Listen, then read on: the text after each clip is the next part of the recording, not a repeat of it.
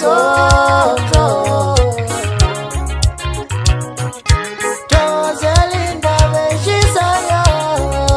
Nomisimos Tonto Ilokho umuntu abekuzele akukuningi bekuzele lokho kuphela ube songena sibalalela abantu ukuthi izithini idingo zabo ezaziyo ezinye kodwa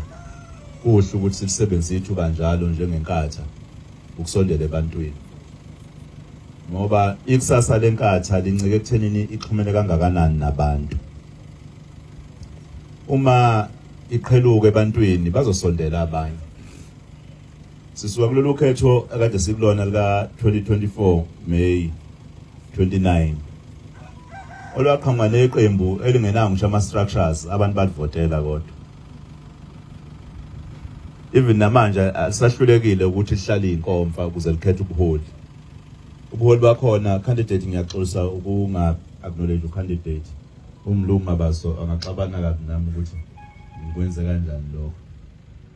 ukhansela wetholendile asafanele sithi candidate ukhansela olindile kwaqhamuka iqembu namanje sahlulekile ukuhlala nje inkomfa likwazi ukukhetha ubuholi laqhamuka nje lavotelwa kakhulu njoba nazo linomsindo omngaka la kwaZulu Natal ishaya lithi lona ofanele beliphethe ingatshela abantu iqiniso ukuthi ukuziphathe phela fanele uwine uthole 50+1 ngama% lona luthola 50+1 njoba siphethe thina uhulumeni kwaZulu Natal thina siyi majority lo hulumeni kwaZulu Natal ngoba thina so 55% asena 50+1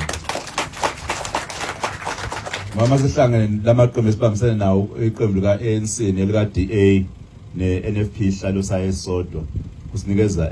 u55%. So yithina simelele imajority abantu bakwaZulu Natal.